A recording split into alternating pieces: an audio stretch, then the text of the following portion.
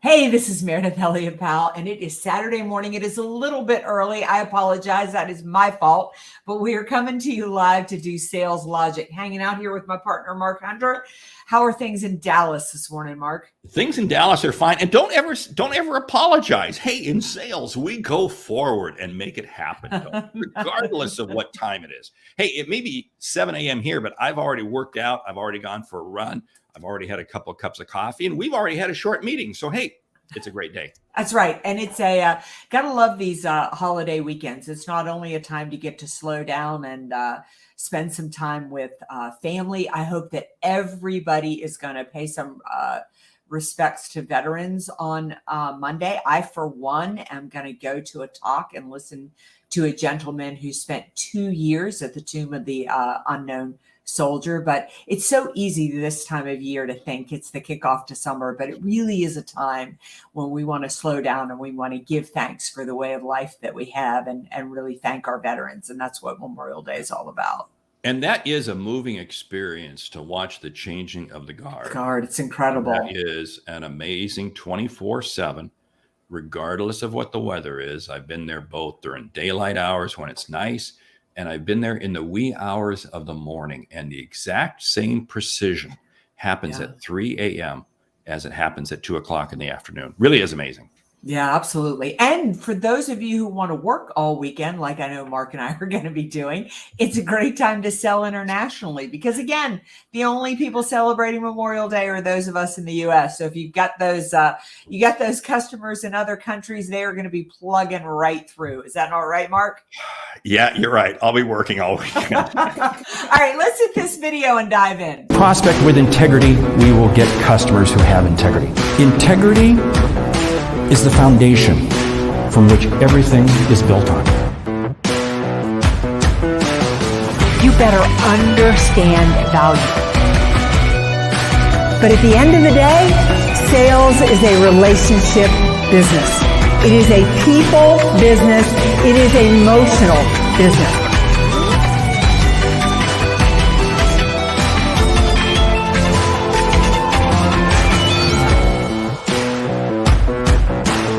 This is Sales Logic. This is a Sales Logic. Welcome again, Saturday morning, 8 a.m. Eastern, coming to you with a really power-packed show. Mark, one thing I love is that we are headed into June. So it means we are basically halfway through the year. So you better be ready because in Sales Logic, we're going to be putting our foot on the gas to make sure that you push hard through all the challenges coming up. We got a really great show for you this morning, Mark. The chat's starting to light up. Let me go ahead and basically lay out how the show's going to work, and then you dive in and tell us everything we're going to cover. We come to you every single week, and we start off with a question from you, the audience. I got to admit, it's my favorite part of the show. So if you want to be a part of Sales Logic, which we would love, just go to saleslogicpodcast.com, type in your question, or just reach out to Mark and I, individually. We'd be so happy to feature you here. We cover a hot topic. We recommend a book. And to make sure you get return on investment, we leave you with a lightning round. So Mark, what's up today? Well, the topic today is, should salespeople provide consulting ahead of the sale? We've all been there where, the customer keeps wanting more information. Really, all they're doing is really trying to tap our brain. They really don't want to make a purchase. So that's the topic. But the question comes to us, and Diana from St. Louis, I was doing a program with her company, and she asked me afterwards, she said, Mark, I have 2 big customers I'm trying to close, but both of them keep asking me for more information. I feel like they're just trying to take advantage of my industry knowledge. Where do I draw the line? What we sell is equipment. We don't even sell consulting services. Right? We've all been there, right? Where they just keep asking for more insight. Yeah. I am such a big believer that people treat us how we train them to treat us.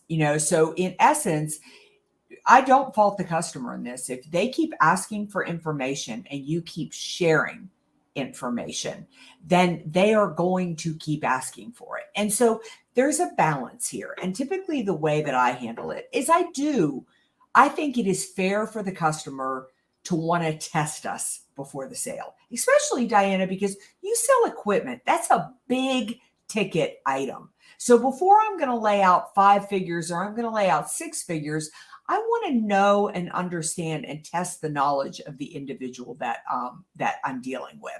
So number 1 is go ahead and share some knowledge, add some value, and give them something that is going to show them what they're going to get if they buy from you. But after you give 1 or 2 morsels, I got to tell you, I turn the pipe off. I don't turn it off. I don't slam the door and cement it shut. But I'll say, these are a couple of things we've talked about. Here's the results that you've gotten. And you're right. I can do so much more for your company. But, I want to move forward with this sale. I want to get the deal. I want to add value. And then let's talk about all the other things we can do and the ways that we can do it. I'll even position the things that I can add value for and show them what I can do without giving them the bottom line result. That's so key to know where to draw the line. One of the things that I shared with Diana is your company, you sell big equipment, and this is big stuff. And as a result, you're going to be in touch with that customer for years and years and years as they use the equipment. And like I shared with Diana, I said, Diana, your key is you want the customer to understand that you're knowledgeable.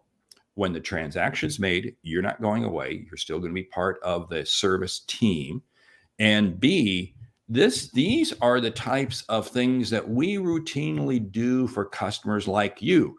We put on webinars, we put on events, we put on things where you can come and gain and learn additional insight knowledge.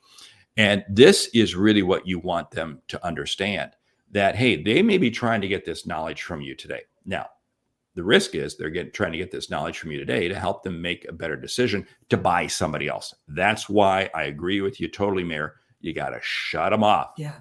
But you want them to understand, if your organization can do this, and for Diana, her organization does, routinely provide insights and information after the sale is made, because this is how you create lifetime customer value. This is how you bring real insights. Now let's back up the bus a little bit, Diana, because what you want to make sure, and what it sounds like you're doing a good job of, is you're not selling on price. Yeah. That's key. Because I'll tell you what, if the customer doesn't see you as being knowledgeable and having insights, guess what? They're going to go for price. And insight knowledge also helps you create trust. The higher the level of trust, the higher the profit margin you'll make on the sale. Yeah. And also, Diana, don't be afraid to throw your personality into this. I mean, I always use humor in a situation. I'll have a customer who, now I really want to emphasize, I am definitely going to give away information with no expectation of return on the front end. It is part of how I sell. So, if Mark is selling a widget and I am selling a widget, I am using a consulting piece to differentiate myself and the widget from Mark's widget. So it is a piece of it. But, if Mark and I are dealing with the same customer and that same customer keeps pushing me and pushing me and pushing me, eventually I'll just say, look, I've put a lot in here, and I don't blame you. I'd keep trying to get information out of me too, because obviously you've picked up, we do a lot more for our customers than sell a widget. But I've got to hold some of that.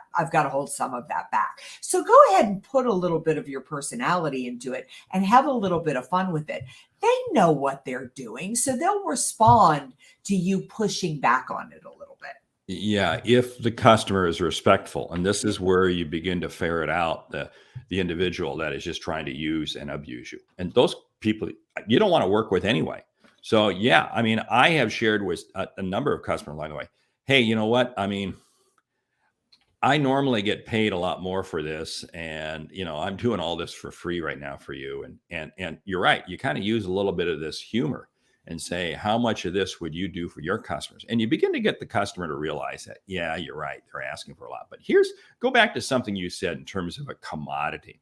And what Diana sells is not a true commodity, but there are alternative options. And your knowledge is one of the ways that you separate yourself. Remember, Yeah. you're not just selling a product, you're selling a whole host of things. And the only sustainable competitive advantage there is in an organization is you. That's it. So you've got to be able to come across and be able to share some of those insights that allow people to understand, hey, there is more to it than just the product or just the service. Yeah. I'd also say, we're dealing with Diana, who obviously is using consulting. But even if the customer isn't asking, you should use it. Like again, if Mark was selling a widget and I'm selling a widget, even if the customer didn't ask, I would say, here's a couple of things that we found in this industry can add value, could really help you with this if you use this widget in this way. Because again, I'm trying to differentiate myself. So in the whole, in this whole topic of should you or shouldn't you use consulting, I am definitely in the camp of use consulting as a way to differentiate yourself. Yeah, well, one of the ways that you can measure what is the level of confidence and competence that you've been able to create with the customer. The measurement is this. If the customer is asking you a question that goes beyond what you sell, if the customer is asking you a question that goes beyond, for in Diana's case, the type of equipment that they sell, he's asking the salesperson information, then that says two things. One, that the salesperson has achieved a level of competence and confidence with the customer. That's gold. That's gold. Because now that says I can move this transaction forward. Second piece, just as valuable. The salesperson now can feel confident and competent that, hey, I've achieved that. And it's amazing when both sides feel that way, it is amazing at how much more genuine the conversation is. But you've got to keep moving the transaction forward. That means you got to have that clear CTA. And that clear CTA is not, hey, I'm going to bring you more information next week, or I'm going to get you this. No, the CTA is let's get the credit application completed. Let's get let's get all the specs, everything in so we can be ready to place the order. Let's move the order forward. Don't sit there and just provide information. Yeah, I love Adam's comment here. Not only do you need to build good rapport with the customer, but you also need to build credibility through differentiated insights before they can even start to trust you. Such a great point. I mean, we spend so much time in sales training on building rapport, which is a part of it. I mean, people need to like you, but they need to respect you. They need to, I just keep going back to this idea of what a CEO told me. In today's environment, she doesn't need a salesperson coming in and asking the question, what keeps you up at night? She needs a salesperson who can come in and say, this is what keeps you up at night, and this is how you need to solve it. I just want to put up here CTA, because Mark knows all the lingo. Just in case you're not keeping up with us, it's a call to action.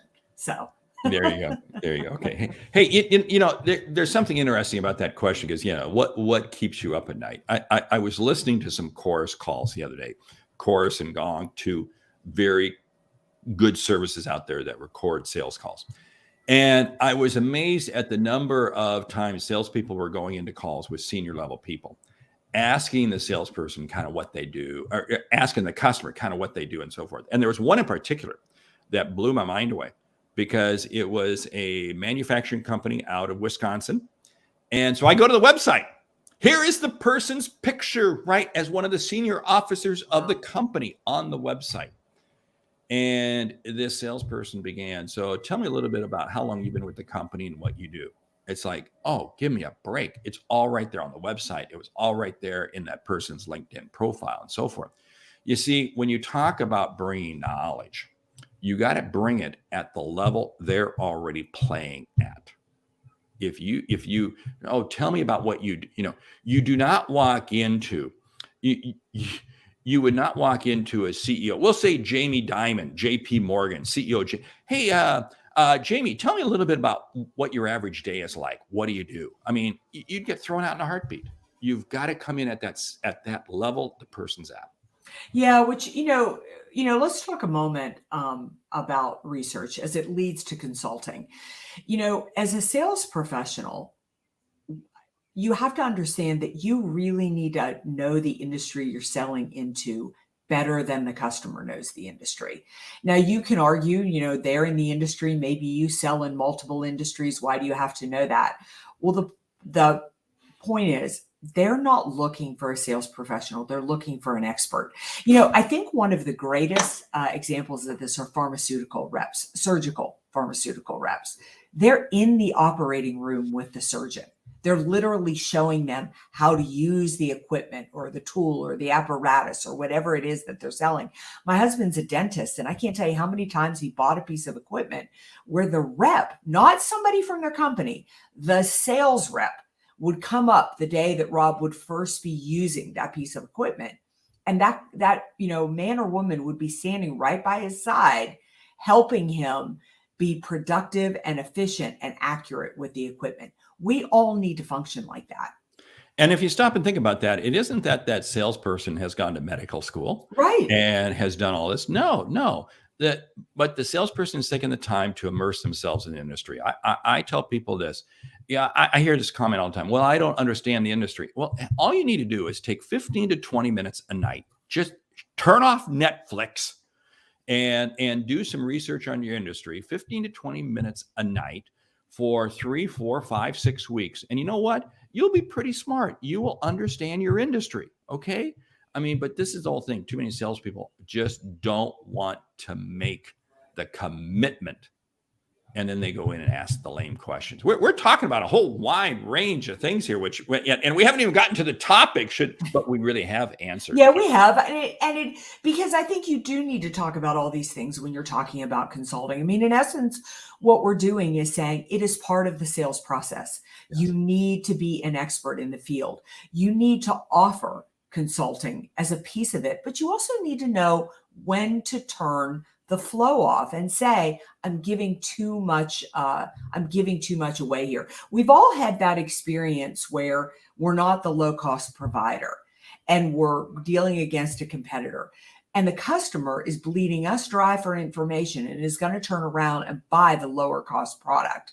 You can get mad at the customer, but that's your fault. You didn't control the sales conversation and you didn't control the sale. And when you are the expert, when you understand the industry, I think there's a different energy and a different confidence that comes over you. And you're not selling from a place of desperation. You're selling from a place of need. So, as Christopher is saying here, lead with value. I mean, I'm going to show you everything else I can bring. I mean, Mark, you know this. We sell a keynote. There's a gazillion keynoters out there. I'm not selling me on stage giving a keynote. I'm selling all the return on investment the organization is going to get. Well, and see, we're selling the outcome. This is right. What in sales we have to keep our focus on. Why are people buying? Because they have a problem, they have a challenge, they have a need, they have an opportunity, they have some reason that they're looking to do something. And our whole piece, and this is where we as salespeople, our two biggest competitors. Our biggest competitor is not brand X that they could buy. I don't think it is. I mean, sure, they could buy brand X. Our two biggest competitors is either the customer making no decision or the customer saying, I choose to get all my knowledge by way of Google. I've got to stand out from both those. I have to create enough value and enough insight that I surpass Google.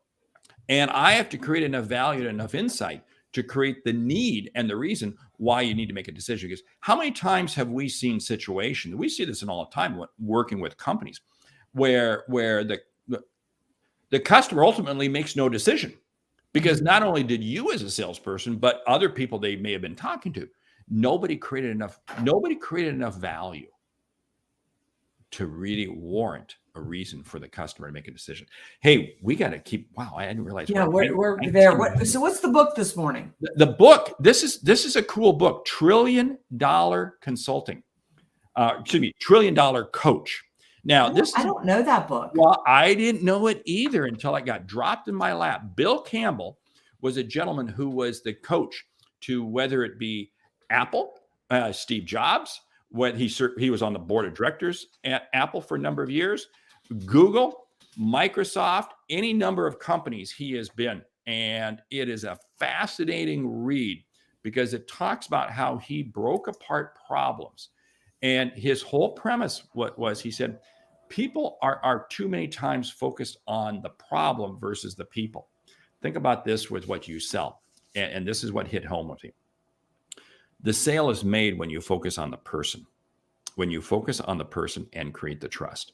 The book is written by some heavyweights. Well, Eric Schmidt, I think you recognize the name of Google, Jonathan Rosenberg, and Alan Eagle. It really is kind of a fascinating book. The gentleman passed away, but anyway, $1 trillion coach. Hey, with that, what's the lightning round? Lightning round. Are you ready? Get your hand on the buzzer. 10 ways to increase your value with the customer before the sale. Go. Number 1, know the industry better than they do. Number 2, never stop learning about the industry and sharing nuggets and insight with your customers.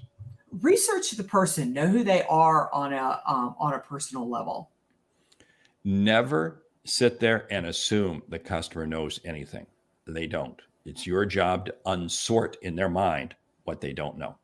Know the 3 biggest challenges in the industry and have some semblance of solution to those 3 biggest challenges. When you share insights, say, you know what, I've been working with other companies very similar to yours, and these are some things I've learned. Don't share proprietary information, but give them a reference point that you've been dancing in the industry. Know their urgent need, even if it has nothing to do with who you are or what you sell, but what are they most worried about? What are they most concerned about? And solve that urgent need first. Don't hesitate to create value by dropping a name. Hey, I was speaking to so-and-so. Now make sure you do it respectfully and truthfully. In other words, it isn't like, oh, you read about it. No, but you actually did speak with me. But when you can reference somebody who is revered in the industry that you talk to, that you know, it's amazing how it will suddenly what you say brings more value. Find a way to send them some business or make a connection for them. Be willing to invest in their business before you ask them to invest in yours. When you get done listening to Sales Logic this morning on a Saturday morning, find an article, find a link. It's what I'll be doing right after this, and send it to one of those people that you're trying to reach out to. It's amazing how when you send them some insights about the industry on a Saturday morning, wow, they go, wow, this person's really thinking about me.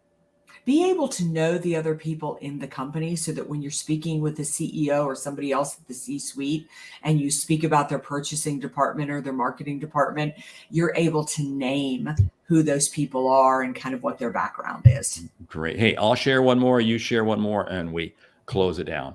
Never stop sharing even after the transaction's made, because the transaction may be made irregardless of whether or not you get the sale or don't get the sale. Continue to drip out information. You're not giving away the farm, but drip out information because you want to keep the relationship there. Follow up after a conversation that you had with them that gives reference to something that you talked about in that conversation. Maybe they said that they were going to California for a business trip. Recommend a great restaurant for them to eat at while they're out there. If they mentioned the fact that they're opening a new division in Kentucky, maybe connect them to somebody in Kentucky that could, with the Chamber of Commerce, that could help them. Make sure that they understand you listened in that conversation. Hey, great. Hey, with that, we want to say thank you for listening to Sales Logic. If you like what you hear, subscribe, rate, and review the show. Please leave us a review on your favorite podcast app. If something we've said has earned you $1, consider telling a friend. Why? Because it's really about the show, because we want to help people grow. I'm Mark Hunter. And I'm Meridith Elliott Powell. Remember, when you sell with confidence and integrity, uncertainty suddenly becomes your competitive advantage. And the sale becomes logical.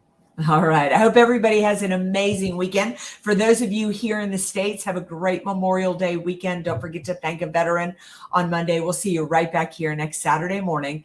Post your questions to saleslogicpodcast.com and close a bunch of deals this week. We'll see you next Saturday. Bye.